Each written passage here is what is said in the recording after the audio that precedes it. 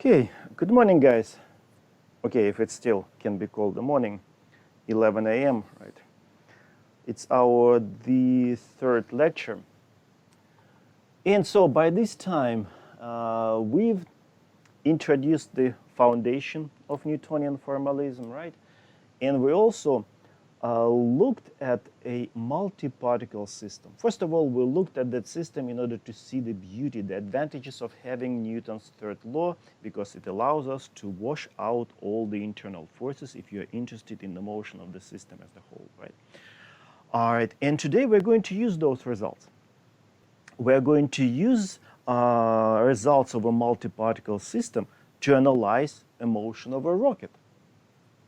Motion of the system, which mass changes as it moves. That's the sort of the major feature of this system. It's a system which moves. As it moves, mass, okay, of course, is going down, right? All right, so that's what we're going to we're going to spend the whole class discussing this system. Right? Again, it's an example of a multi-particle system. Right, so first, of course, if you don't know physics deep enough, right, of course, this motion of a rocket looks mysterious, right, because there is no any external agent. It looks like to push in order to move, right? But the principle is quite straightforward, quite simple, right? And we can use this simple analogy to present this principle. So, of course, it's kind of silly, but it's maybe the beauty is its silliness. All right, so if you imagine yourself standing in the middle of the frozen lake, so it's almost impossible to move because it's so slippery. And mysteriously you have a bucket of apples, right? So what you do, right? You just take one apple and throw it as hard as you can away from the shore. Of course, you push the apple pushes you, Newton's third law, and you start sliding. Then grab another one, the same, more apples, right? Keep throwing them away from the shore, and of course you will start sliding towards the shore, right?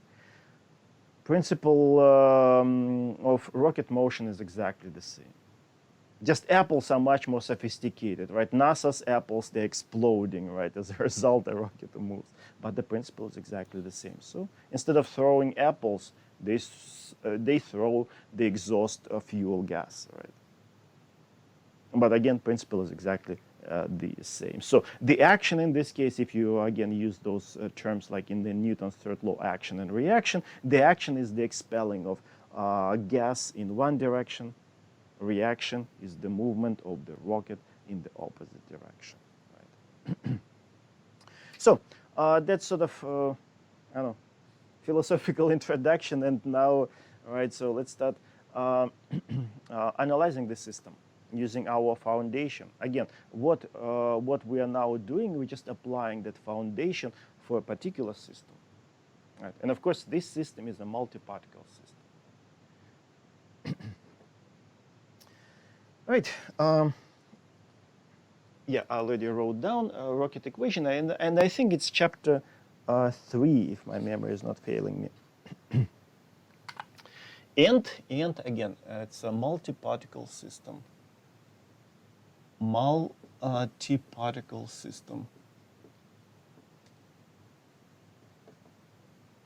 So we can use the results which we derived in the previous class. Again, internal forces, forget about them, right? So, and we can use something again which looks like Newton's second law. Newton's second law, in its meaning, in the core, you can apply only for a point mass. And of course, if you describe that motion of the point mass in an inertial reference frame, but the rocket or a rocket is not a point mass. So we cannot just grab Newton's second law and apply it. No, we need to use those results which we derived in the previous class. Or I call it like a Newton's second law adopted for a multi-particle system. What we're going to use, strictly speaking, it's not a Newton's second law. We apply Newton's second law for a multi-particle system when we derive the equation, where we have only external forces left. All internal forces can be removed. Not can be, are removed, right? Because of the Newton's third law. All right, and so let me write down something. And we're going to assume that a rocket, as it moves, is exposed to some external force. Right? So now let's use, of course, we're going to use Newton's second law adopted,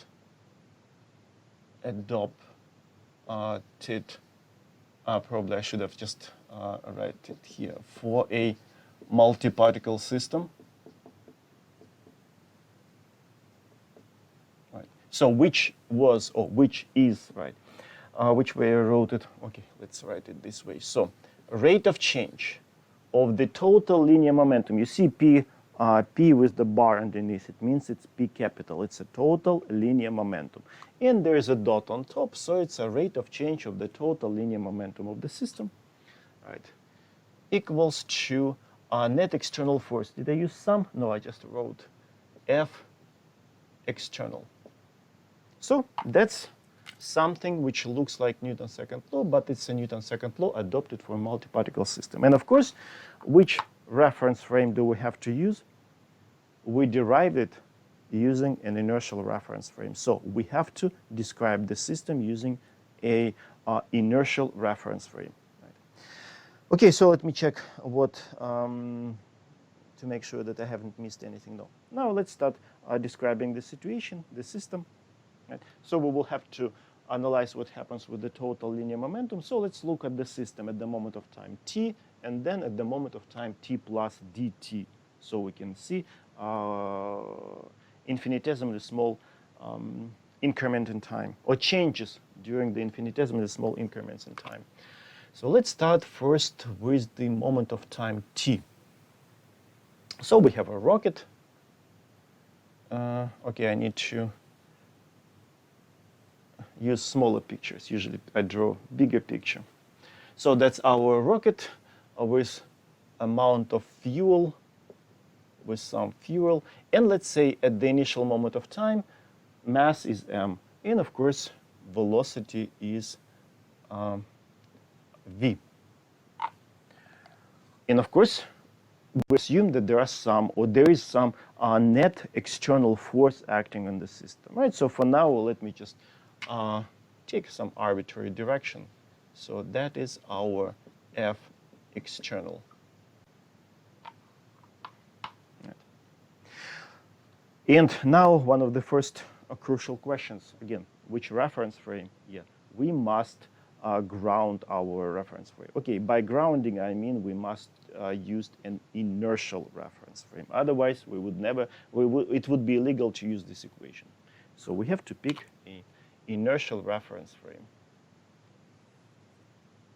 So that is inertial. Or we can say grounded. Inertial reference frame. All right? Okay, so now let's look at the moment of time after dt. So t plus dt next. Right, so now it will be the same rocket. Right, and some amount of fuel will be expelled. Let's call it m prime. You know what, let me first write m prime, and then, so its amount of fuel was expelled, which was expelled. Right. And we're going to assume that the velocity of these expelled gases is v exhaust. Right. So this will be v exhaust. And I guess you should be able to tell me gas exhaust velocity measured relative to what? It should be normally logically, right? Since velocity of the rocket changes, right? So it should be measured relative to the rocket, not relative to whatever inertial reference frame you decided to use. This velocity is determined by the engineers, right, or people who build this engine, this rocket, right? And of course, they can tell you only velocity of the exhaust gas relative to the rocket. So this velocity is not relative to the inertial reference frame. Of course, this velocity, velocity of the rocket, yes, it is measured relative to the inertial reference frame. But this, I know, you open the manual of the rocket or engine, right, and it will be given, right, 5 kilometers per second or whatever, right, exhaust velocity, right? So this you can get from the manual, right? Okay, we must emphasize on that, and let me write. V exhaust, it's relative to the, let me write it here, relative to the rocket. But V, of course, measured relative to our reference frame. So we have to be careful about this, because in your homework there will be a problem similar from the physical point of view, mathematical point of view, but of course the problem is completely different. Instead of expelling gases or throwing apples, you're going to throw hobos off the train. Okay, they are going to jump off the train, right? All right, but exactly the same idea, so you must remember this velocity relative to this velocity is relative to that. Because every semester I see plenty of students making mistakes with these velocities. They use, they sometimes try to write in the same equation different velocities measured to different reference frames. So we have to be very, very careful about that. Okay, so this is just some intrinsic parameter of the system. And of course, this is our kinematic parameter, which we use to describe the rocket. Right? So we need to understand it. Right, so of course I can emphasize that this we can get, of course, from some manual, engines manual.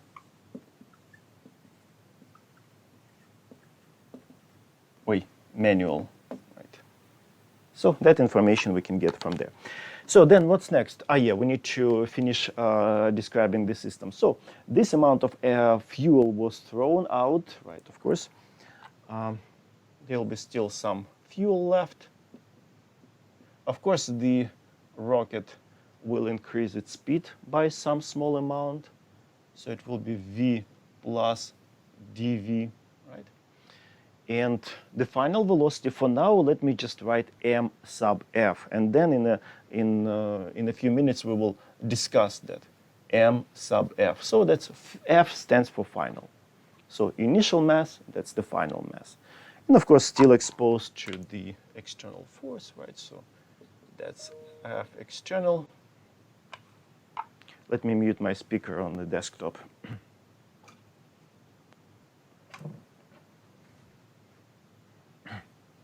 Okay, so what's next? No, yeah, I described this. And again, the system is rocket with the fuel. So that's why we call it multi-particle system. This is expelled, so it's still part of the system. All right, so we described this, and now the fundamental equation for this problem, at the beginning, right? So we need to look at the rate of change. So we need to look at the linear momentum of the system at this moment of time, that moment of time, then subtract them, and so on, right? So P, the total linear momentum at the moment of time t, of course, it will be very simple, mv. But then linear momentum at that moment of time, of course, will be more complicated. Rocket with this velocity gives us first term, so it will be mf, it will be v plus dv, right? And then mass of the expelled fuel. Okay, let me emphasize that this m prime is first of all, it's positive. So it's, let's say 5 kilograms was thrown. So it's just some positive number. In this case, it cannot be negative, right? The amount of fuel was thrown, right? So and now we have to be careful, because now when we write this equation, this linear momentum, right, for this equation, of course, everything must be written relative to the inertial reference frame. We cannot write this velocity relative to this, those velocities relative to different reference frames. No. Everything must be written relative to the same reference frames. So it means that we need to take v plus v plus dv and subtract velocity of the exhaust, right, in order to get velocity of this m prime relative to the ground. So we have to write v, I will have to get to that side, v plus dv minus v exhaust. I was afraid of that, and I thought I would be able to squeeze it in, but no, I couldn't. Right, so this is velocity of m prime relative to the ground, relative to the inertial reference frame. And another thing, since I put minus over here, basically I took care of the direction of v exhaust. I basically already used the fact that exhaust gases move that way. So it means that this v exhaust is just the absolute value of the exhaust velocity. Let's say 2 kilometers per second, or maybe whatever number is, right? So that is just the absolute value now. From now on, it's an absolute value. So, and now what? We need to subtract this versus that. So in order to get dp and then divided by dt, right. And you know what? We can subtract maybe next after. Right now we have too many different m's. We have m prime, we have mf. Everything must be written in terms of what? In terms of m and dm change in the mass of the rocket. Of course, it's a system which mass changes, right? So let me write what I want to do. We need to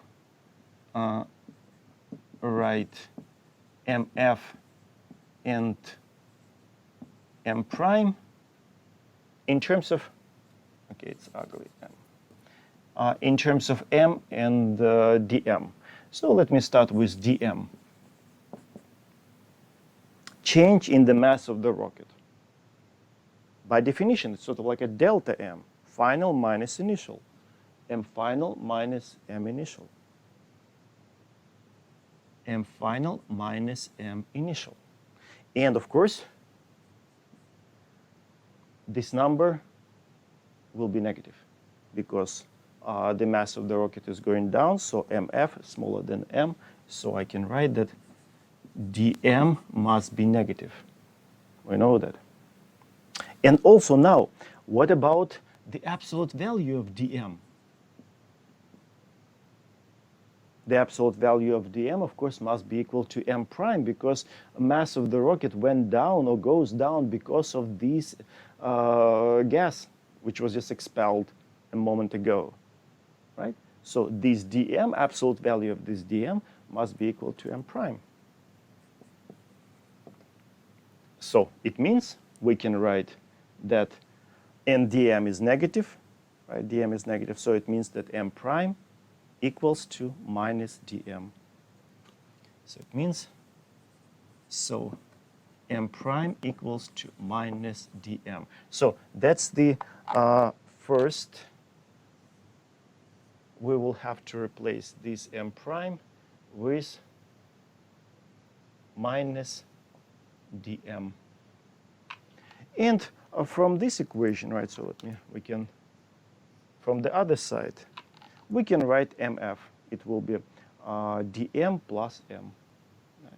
Because now we also need to replace this mf. So from here, I can write also mf equals to m plus dm. So that's another mass which we need to use over here, right? So this will be also replaced. Right?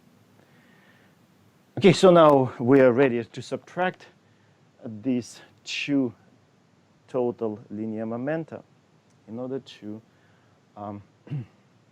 get closer to the rocket equation. So which way label it, just dp? Yeah. dp. Of course, it will be this p minus that one. Okay, so mf, it's this m plus dm, m plus dm, it's this times v plus dv. Right. Okay. Then m prime, it's a minus dm v plus dv. Right?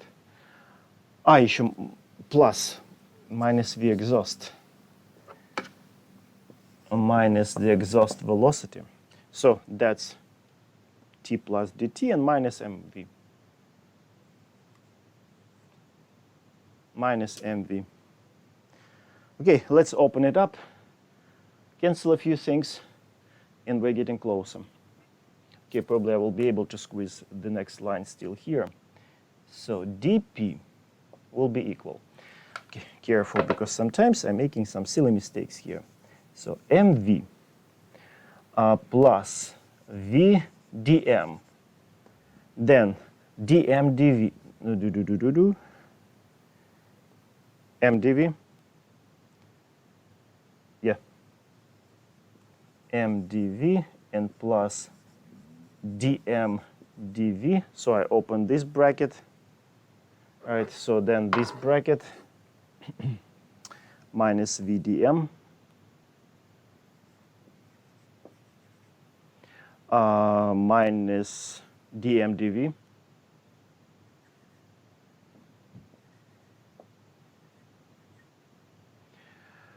okay, I will have to move to that side, and then I will erase that. So this and plus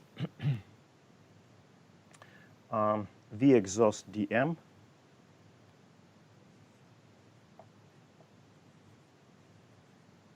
okay, done with this, and now minus mv.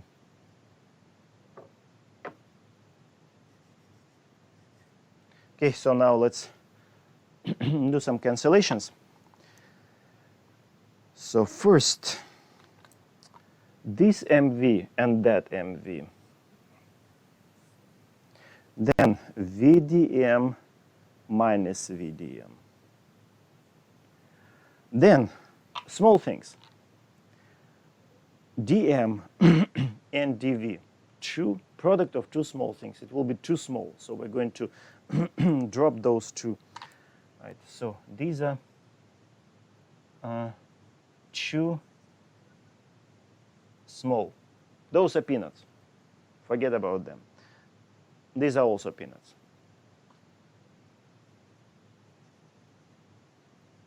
Too small. All right. So we just neglect second order infinitesimals, right? And so what will be left? So now let me rewrite survivors over here. So it will be dp. Right, so dp equals mdv and the exhaust dm.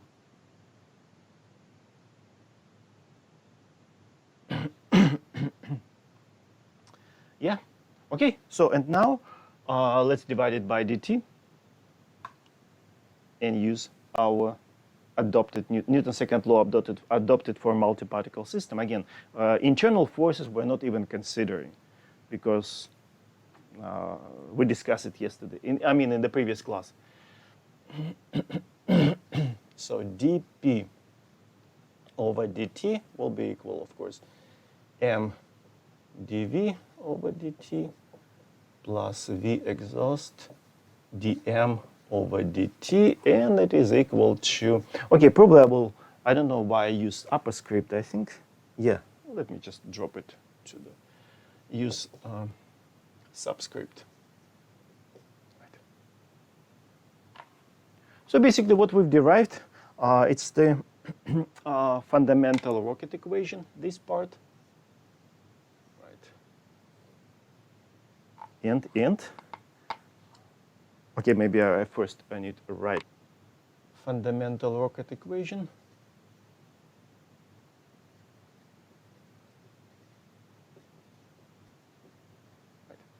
But we're going to simplify it, make it easier.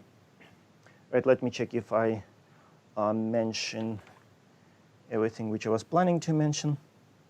Yeah, right. Right.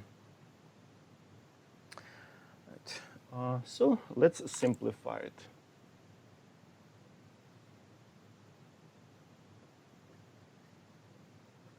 So let's assume that there is no external force.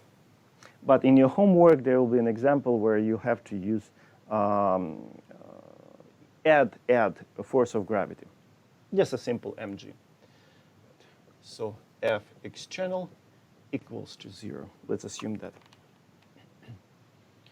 And, of course, we're going to end up with mv dot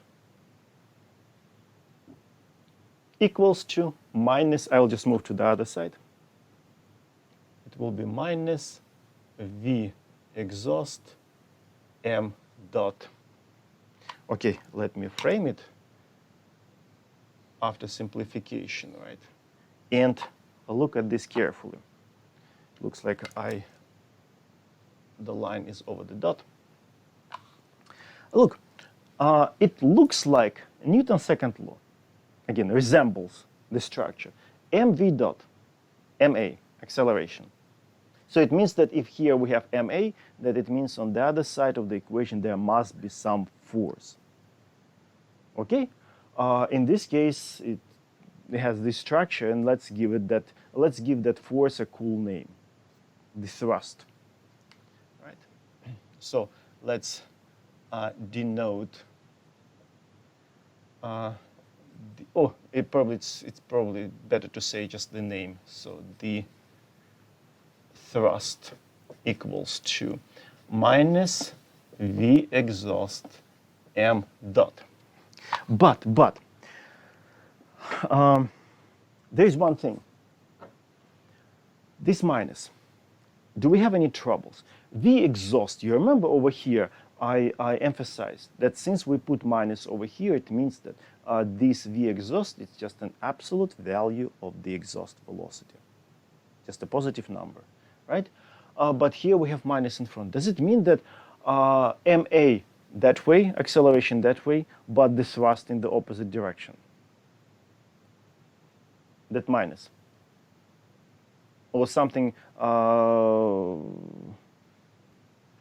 is everything correct? Or something is fishy? What about this minus? Because it looks like this minus indicates that thrust will be in the opposite direction. But wouldn't that make sense, though? Of course, it would make sense. That's what I'm trying to say. Come on, it looks like bizarre. Right? Ma acceleration that way, and thrust is in the opposite. But it's a decrease in mass. Yes, As the mass decreases, the Mass thrust decreases. increases. Right. We need to clearly realize and remember and understand that m dot is negative. M dot is negative, so minus from there, minus from here is going to give us positive thrust, and that thrust is going to accelerate the rocket, of course, forward. Okay, yeah. So let me, of course, emphasize that this is negative. Negative. Right. So the thrust as a result is positive. Right, so now, so I'm just checking if I mentioned everything. Right, so the thrust is positive, of course, as a result, the thrust is positive, right? So it's going to be positive, driving the rocket forward. Okay, so now let's solve it, because basically we have a first-order differential equation, and it looks like it's not complicated at all, so let's just integrate it. Okay, it's time to erase these tails. Right. Okay, let me write it in this way. So dv, okay, I'm just rewriting it. So that dt again I will drop. So it will be dv equals to minus V exhaust and dm over m. So this mass went to that side. dt, because it's a dv over dt. Right. Cancel them, so we have dv, v exhaust, dm over m. Okay, so now let's integrate it. Integration, of course, from, let's assume at the initial moment of time, initial velocity v naught, initial mass is m naught. So v naught, initial mass is at sub 0. And at some final moment of time, it doesn't mean it's the final. It's some arbitrary final moment of time. It will be v and m. Right? Of course, this point, final point, can be any points. It depends at which moment of time you want to look at the system. Okay, integration, of course, is trivial, so we'll get v minus v naught equals to minus v exhaust, and of course natural log of m over m naught. Right.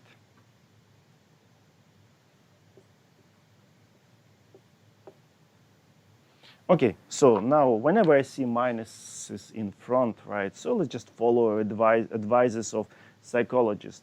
Be on a positive side, right? So have a positive attitude, right? So let's just hide that minus, right? So that it would look better. And of course, we're going to hide it by flipping the ratio in the sign of natural log. So it would be v minus v naught equals to v exhaust and natural log of the ratio initial mass of the rocket divided by the final mass of the rocket. And that's what we need, and that's what we are going to use today. So this equation. So let me frame it.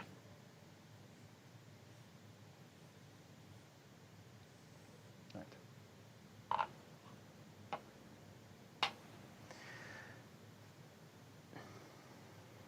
Yeah, so m naught v naught initial values. M naught v naught initial, of course mv, these are final, because now we'll have to keep track carefully what is initial, what is final, what happens here, there. Right. Okay, it looks like a great equation. What is not good? Because there are lots of good stuff, good things you can say, okay, it's elegant, it's nice. Right? What is not good about this equation? Or we can say what is discouraging, maybe. You have 3 different velocities. You cannot do much about, no, yeah, I can say the same words about everything, right? We cannot do anything about this since it's a nature. 3 different velocities, yeah, it's a very practical, right? So, I mean, practical problem. My point was in a slightly different direction. From the point of view of using that as a person, let's say, who designed a mission, for example.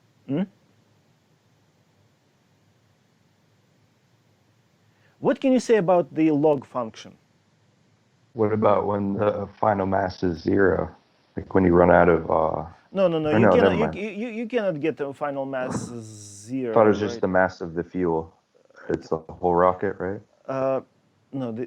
My point is, look, any log function is the slowest growing function, right? You know, like exponential, it's one of the fastest growing functions, right? And log function is one of the slowest growing functions. And what's your goal? You want to get as much gain in the velocity as possible, right? So that you can travel as faster. Right? And you have natural log over there. And of course you can gain you can gain the velocity in 2 ways. You can either order the better engine, from the better manufacturer, right? But it can be costly, right? And very often you bought it already and you're stuck with your engine, right? So you cannot change that. So let's assume that you have already an engine, so we cannot change that, that it's given, fixed, and now you have only one option. You can play with masses. So you can dump more fuel in an attempt to get more speed, but you have natural log. All your efforts must be filtered through the natural log. A natural log is the slowest growing function. It looks like, damn it, this log function, right? So I wish it wasn't there, because it's going to kill, okay, not kill, but significantly reduce all your efforts, right? So it is discouraging. Natural log, okay, natural log in this case, log function. That's the major trouble right now. Assuming that the system is given, exhaust velocity is given, right? So now all your efforts can be in vain or significantly reduced by the log function. Right. So that's the major trouble in this equation. Okay, let me first write it. It's discouraging. Right. So the natural log function is very discouraging.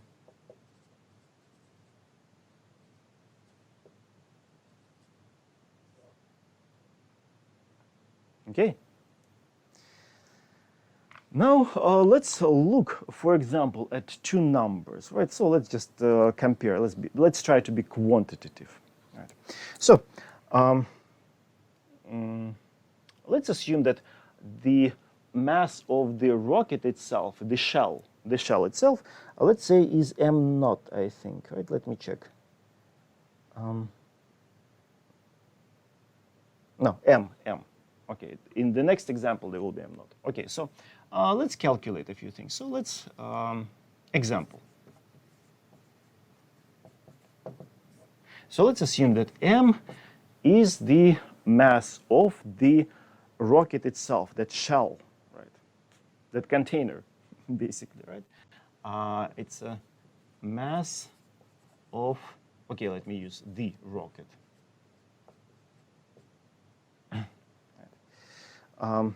Without fuel.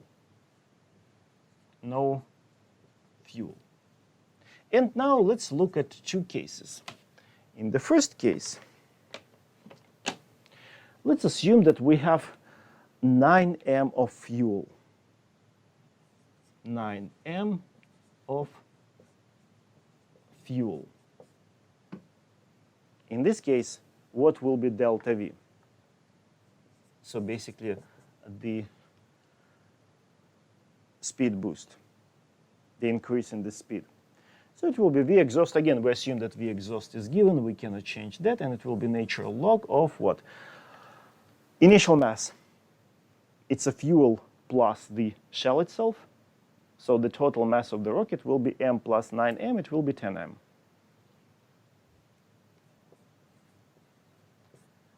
When you dump all fuel, 9m, what will be left? Of course, m. So the final mass will be just m. Natural log of 10, 2.3. Okay, I remember it. So it will be 2.3 V exhaust. So that's the gain in the speed using 9m of fuel. Now let's dump more fuel. Let's say 99m, so 11 times more. We increase it by a factor of 11. 99m. That's a fuel now, the amount of fuel, 99m. So initial mass, m naught, it will be, of course, m plus 99m. It will be 100m.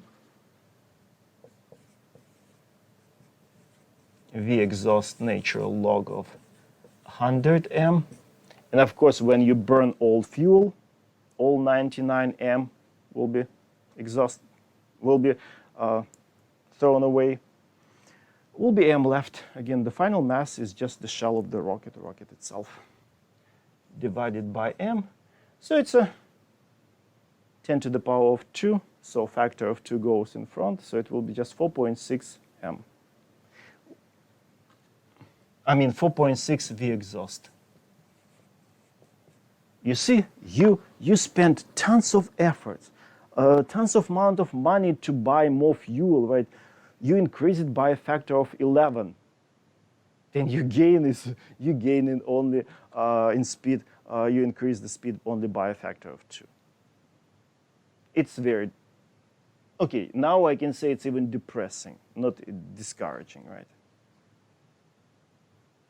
Looks like all the people in the rocket science must be on antidepressants or some kind of drugs dealing with these equations, right?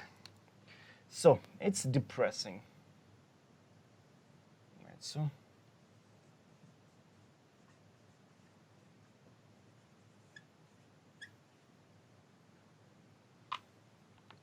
right. And again, it's nature. You cannot do much about that, right? So now if God created nature this way and we know how to describe it now, so what's next? People, of course, start searching for options, for some, how we can sneak, how we can gain some maybe more speed. Are there any ways of getting more speed using exactly the same amount of fuel?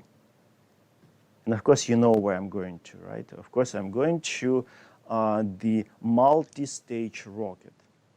Right? It's one of those tricks which people can use to gain slightly more speed using exactly the same amount of fuel, because you see the troubles, right? You dump more and more fuel and the gain in speed will be very small. Okay, not very small, significantly reduced, right? Not very small. I shouldn't be saying that, right? Okay, so now I don't think that I need this. Basically, from now on, we will just be using this equation in examples. So now this is done. I can erase it. And so now let's analyze multi-stage system, multi-stage rocket. What's the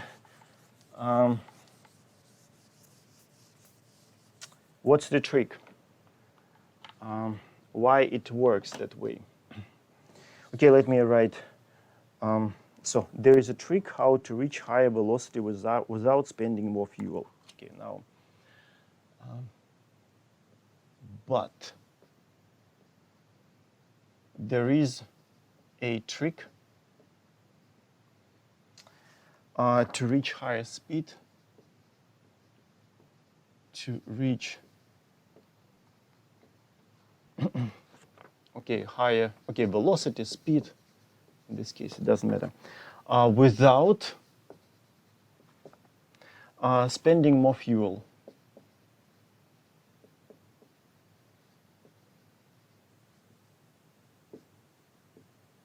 Right. So now it's just an attempt. So how can we live? How can we get slightly more than what nature gives us? And mathematics behind this trick is very simple. Look, mathematical explanation. So now let's just take the log function of 10 over 1. It will be, 2.3. It's the same as over there. Right? So 2.3. But what if we just what if we reduce numerator and denominator by exactly the same number? Let's, for example, by 0.5. Natural log of 9.5 versus 0.5. So we just reduced both numerator and denominator. And now it will be equal, of course, I don't remember, 2.9. It's encouraging. So you drop numerator and denominator by exactly the same number, and you get more. So that's how we can, that trick can be used over here, basically, right? And basically, what's behind of this, right? So you know the slope of the natural log is larger if you move to slower values, right, of x. All right, so that's an attempt to bring it closer to the origin, to have larger slope and to gain more speed, to get larger speed boost, right? Okay, so, and of course the idea is, so now if you have, for example, two stages in the rocket. So first you burn the fuel in the first stage. Of course there will be tank left. And now you're not spending any additional efforts pushing that tank. No, you don't want to use an additional fuel, because if you want to push it, you need to use additional fuel. What you do, you just disconnect it and leave it. Okay, leave it, right? So it will be left behind, right? So you're not pushing it. So you're not gaining any velocity by pushing the tank. You're just dropping it. And as a result, in the second stage of the rocket, numerator and denominator will be reduced by exactly the same number, let's say the mass of the tank. And you will gain in the second stage more fuel, right? Then you gain more speed, right? Overall, relative to one-stage rocket. We will look at the example, right, in order to prove that. Right. Okay, not prove, demonstrate that. Right, okay, so let me write it. So we will drop, again, not throw, drop a tank, a fuel tank of the okay, so now I just realized I wrote there is a trick to reach higher speed without writing down that it's a multi-stage rocket, right? So, okay, now I will write it. Fuel tank of the first stage, right? So, and now, okay, let me write, although I should have written maybe above, multi-stage rocket, small title. Right, so multi-stage rocket. Of course, that's why, okay, probably I should have underlined that. And that's why all the rockets are multi-stage, so that we can get slightly larger speed boost. So let me check, all right.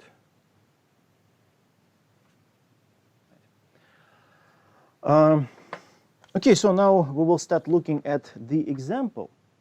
But before we start looking at the example, so basically we just compare in the example a single-stage rocket with the same amount of fuel and two-stage rocket. And we'll see what will be the gain in the speed. But before we go into there, in your homework there will be a problem where you're going to have some external force, a force of gravity, just mg. Right. It will be just slightly more complicated, but not significantly. But what about that? Look over here. By looking at this equation, since we we assume that external force is zero as a result. It looks like it doesn't matter how you throw the mass of the rocket. Maybe you can have this situation, right? So you woke up, right? So you, finish a bottle of beer, right? Then throw the bottle out of the opening, right? Your rocket will gain some speed. Now you can go and take a nap, and you're not going to lose anything. So you're still going to have the same speed, right? You're going to travel with the same velocity, right? Then you can wake up again, finish another bottle, throw it one more again. You'll gain the speed, and you're not going to lose anything, right? In this case, it doesn't matter how fast you're going to throw your apples or bottles or exhaust fuel. Right? Everything is fine and nice, right? But if your rocket in the presence of the external force, for example, like a force of gravity, which we have when we launch a rocket, right? So every time we have to fight against the external force, which tries to eat all your efforts. So if you tries to eat all your efforts, so as a result, everything depends on time, and you need to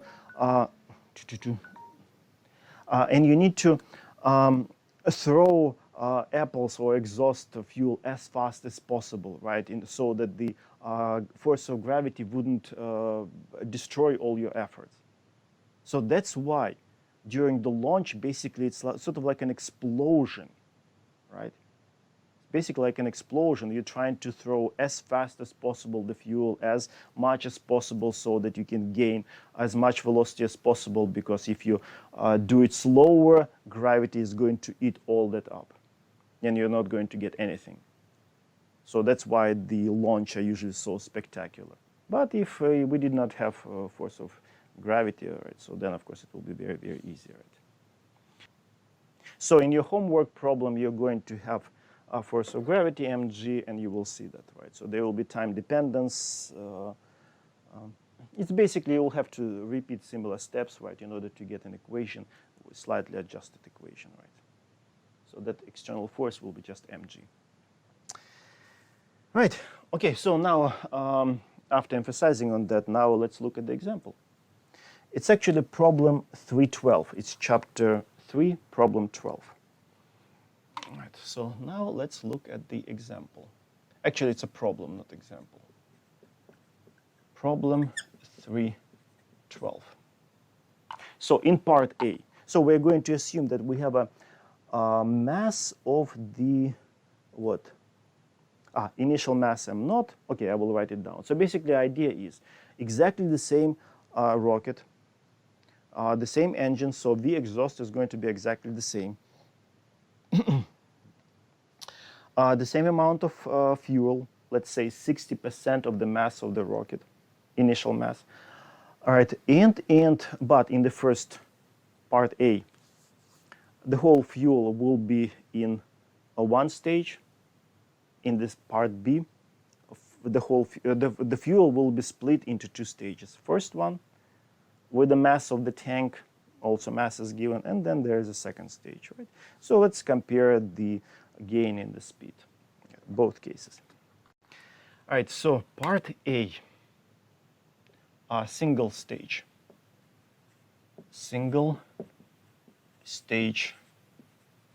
rocket. All right, okay, so now let me write, so mass of the fuel, 0.6 mu naught, 60% of initial mass of the rocket. So mass of the rocket is m naught. It's, in this case, by the rocket, I mean rocket with the fuel, right? So m naught, it's sort of like initial over. The rocket is ready, filled with people, filled with fuel, right? So initial mass is m naught.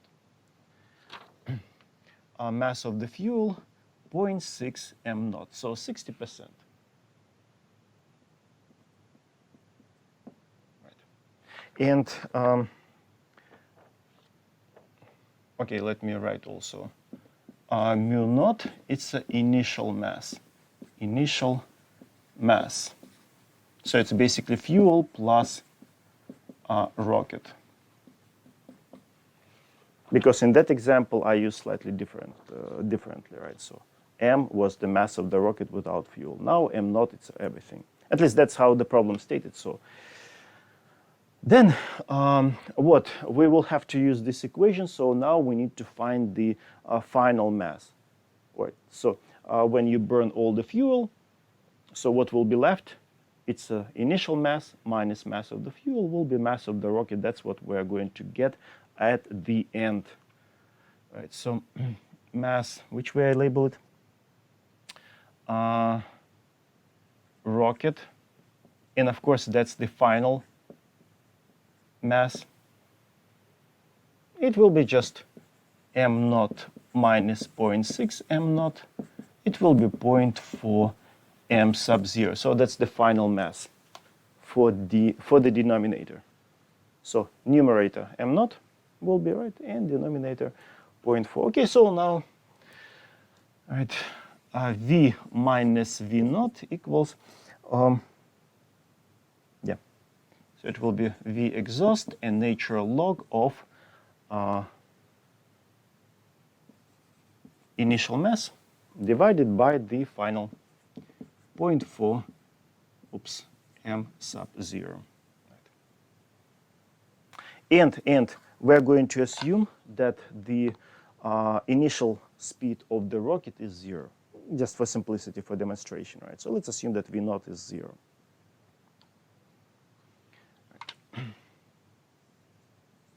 So basically, we assume that V0 is 0, initial velocity of the rocket. So the rocket starts from rest. Right.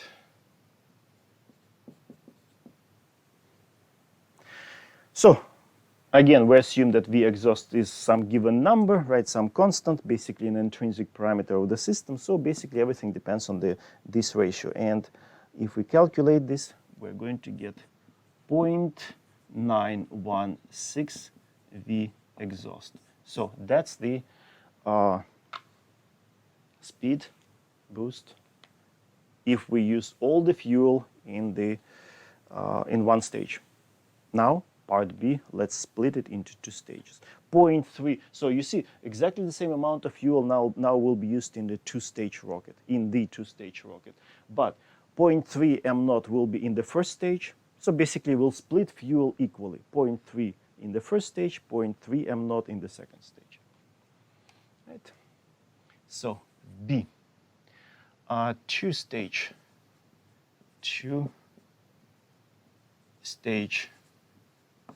rocket. So the same exhaust, again the same V0, right? Again, still V0 equals 0, the same V exhaust, everything is the same.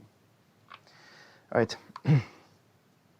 And okay, let me draw the picture, and on the picture I will show you these parameters, right? So initially, so let's say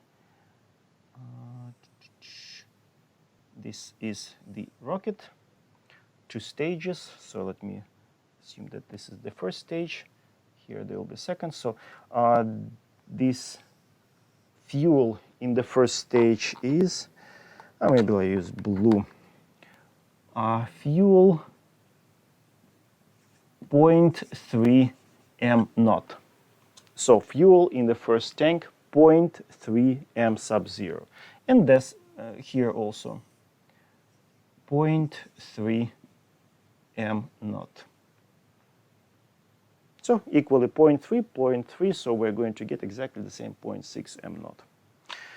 Then mass of the tank, now it's important. Tank of the first stage, because that will be dropped according to the idea of the multi-stage rocket, right? So now let's say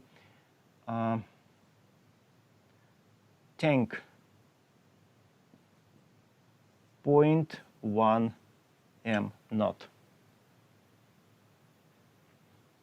Still, the total mass of the rocket at the initial moment of time is m0, like over here, right? Initial mass. So we just basically try to use the same rocket, but now we modified, and part of the rocket is in the second stage. Right, so this whole thing is still m0.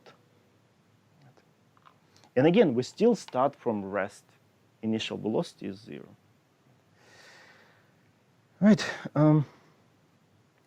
Let me check if I mention everything yet. Total mass. Yeah. Okay, but now we have to carefully split into stages, right? So let's start with the first stage. And you know what? I'll probably move up there. And let me rewrite this equation over here underneath so that we'll have it.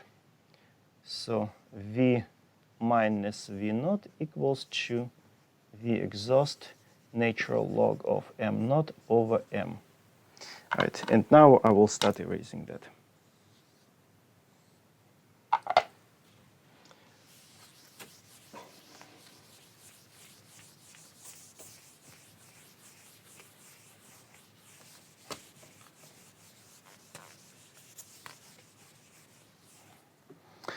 So let's write down all the parameters of the first stage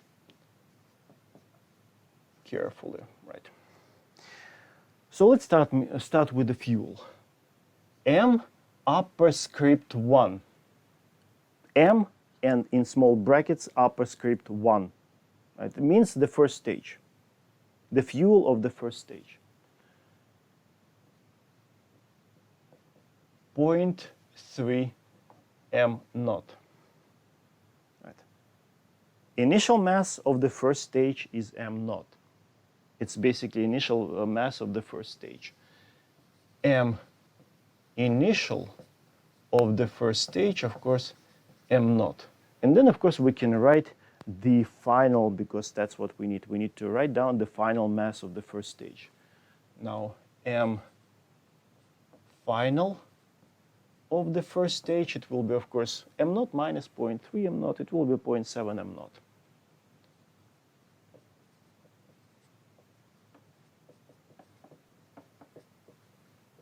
Okay, so we just basically need these two numbers in order to use this equation. Right? So it's a first stage. Let me put a bracket. And so V, which way I label it? V final, again, upper script 1. Final velocity of the first stage. Of course, initial velocity of the first stage, rocket starts from rest. Conditions, initial conditions, overall initial conditions must be exactly the same in part A and part B. So minus V, which way I label it? V naught, again, of the first stage. And of course, that initial velocity is 0. And V exhaust and natural log of these ratios are m naught. I hate the speakers. They talk, especially in the middle of the night sometimes, right? Start talking low battery, right? Such a stupid idea, right? 0.7 m naught. So that's the final mass. Right, so if you calculate, of course I don't remember, it will be 0.356 V exhaust. And again, you see exactly the same engines are used in both stages, right? So basically we used as in single stage, and here 2 stages. Of course, there's engine here, engine there. Right, so that's what we got from the first stage. Now the second stage. But of course, before we start discussing second stage, we need to make a transition, because during this, we are going to drop the tank of the first stage. Right, so now a transition between stages. Right, so as a result, so m mass, initial mass of the second stage. Initial mass. Now you see in the upper script 2, in brackets 2, second stage. Initial mass of the second stage, it will be final mass of the first stage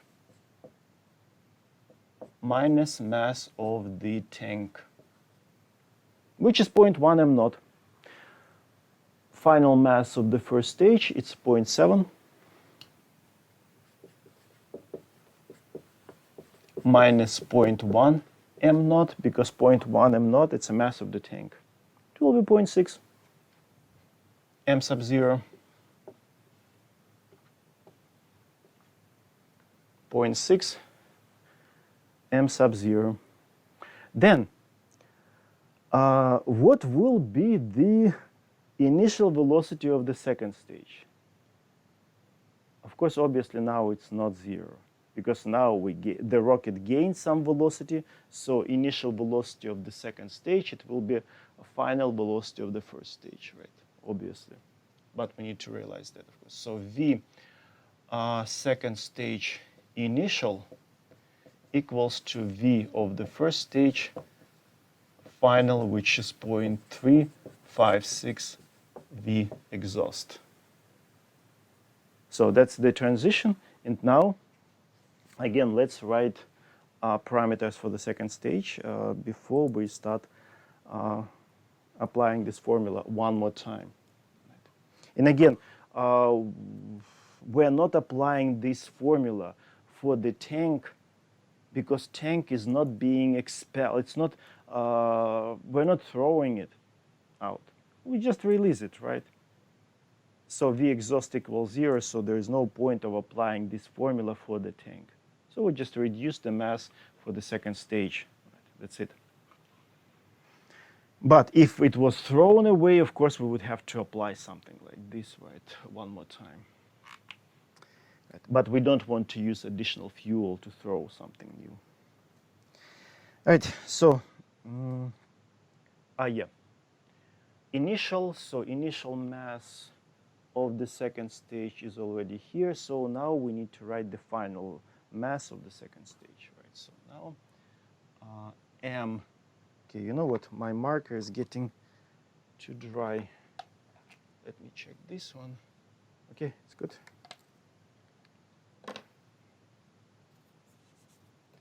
So, it's a different, it's not from the department. I bought it from the store. Okay. So M second stage final will be what? We need to get initial mass and subtract the mass of the fuel in the second stage, right? In the second stage, we'll just burn 0.3 m naught, so it will be 0.6 m naught minus 0.3 m naught. It will be 0.3, right? So initial mass of the rocket in the second stage and the amount of fuel. Right. Probably I should have written, but you understand this. So these are parameters to use in this formula. So now let's apply it. So V final of the second stage, and now initial velocity I'll move to the right-hand side, of course, with plus. So it will be V initial of, not initial, final of the first stage, right? Which we here, right? And plus V exhaust and natural log of a ratio of our masses. So in this case, initial 0.6, final 0.3, right? 0.6 m naught divided by 0.3 m sub 0, right? Okay, so if we write 0.356 V exhaust and plus, if you calculate that ratio, of course I don't remember, it's a 0.693. 0.693 V exhaust. So if you add them up, you're getting, you see immediately we're getting larger than 1, which is 1.49 times the exhaust velocity. So now we're getting this answer over two-stage rocket versus this answer over single-stage rocket. Not much, but for free almost, right? You just need to build the rocket in a slightly different way, right? And you use this exactly the same amount of fuel and you get more, of course.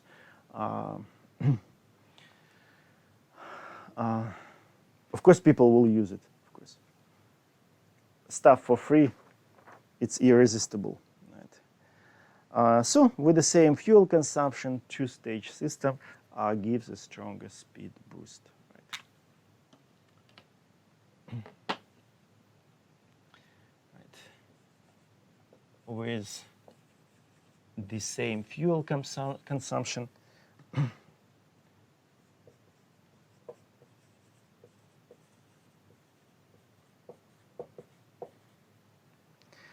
two-stage system gives a stronger speed boost.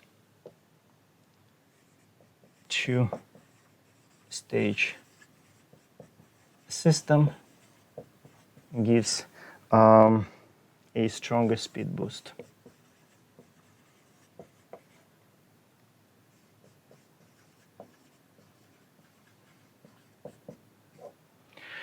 And as I said, in your homework, yeah, you're going to use this formula, right? But in the presence of the gravity.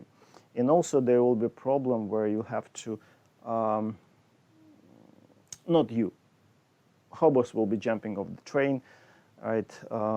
Giving you the boost in the increase in the train's velocity, right? All right, so in that problem, of course, you have to use basically stuff which I erased.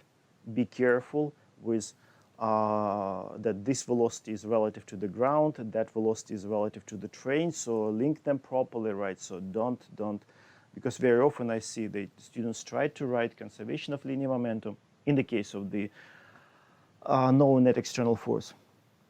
All right, and one term, for example, can be written relative to the ground, and the second term is written relative to the train. Come on, it's impossible, right? So if you write an equation, all the terms must be written relative to the same reference frame, right? It's just basic alphabet of physics, right? So, and when you see something like this, it's kind of not cool. Right? All right, so that homework I haven't posted yet, right? So I will do it today, tomorrow, right? Because we just started discussing it. And almost done. So after this, yeah, enough about the rocket system. We still have a few minutes. Let me grab different notes.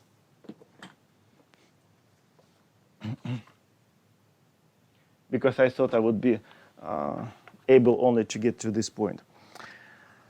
So now,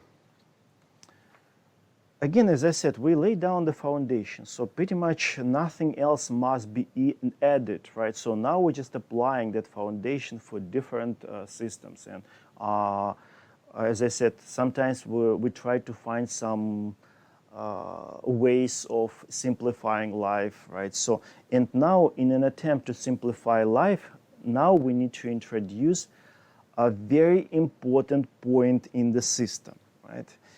All right. And I don't want to say the word, which point, but of course, some of you understand.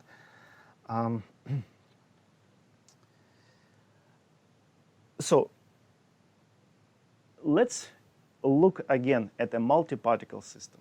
And then just naturally, we need to come up with the very important point, which we will use quite often. Okay, so I see just a few minutes left, so now I'm standing and thinking, right? Should I start or should I just call it a day? Okay, as I said, enough about the rockets. We derived, we apply, so now you see how we can get more for the same amount of money. Right, and now it's just a new title, but I will write title after discussion. Right, so now let's just look at a multi-particle system. Right, so consider n particles, basically point masses. These, right? And of course, as usual, we will introduce coordinate system, inertial, right? Because all this stuff so far we introduced only for inertial reference frames. For a non-inertial, who knows? That will be later. Let's introduce the coordinate system, right? Right, so x, y, z. Right, and yeah, let me label, for example, this particle is alpha with the mass m alpha. Let's say this. So position can be defined using radius vector or position vector r alpha. And now, just for fun, no other reasons, but of course we will see what can be extracted out of that. Just for fun, let's pick a completely arbitrary point in space, not point out of these mass points. No, just completely arbitrary point in space. Right, so let me take this and define its position, right? Let's call it C, point C, right? And position of that point C can be described or can be R sub C. Right. So pick an arbitrary point C, completely arbitrary. And again, it's not a point of out of those n particles. No, it's just a point in space. Emphasize, right? Arbitrary point in space. Point in space. Right? Okay? And of course, position of mass m alpha relative to this point can be described. Which color should I use? Yeah, let me use black. So R sub C alpha. C alpha, right? So position of the mass can be described. Position of m alpha relative to point C, right? Okay, and of course now we can use just this triangle of these vectors. We can write so R alpha equals to RC plus RC alpha. Okay, just a simple triangle of vectors. So from now on, we will continue.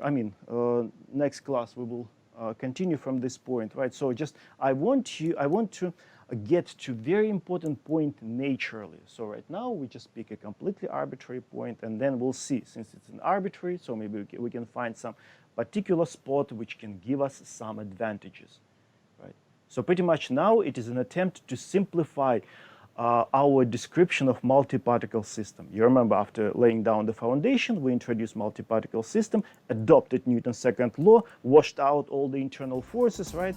And now, what else can be done to simplify a description of multi-particle system? And now we're trying to do that, right? So we will continue from this point next class.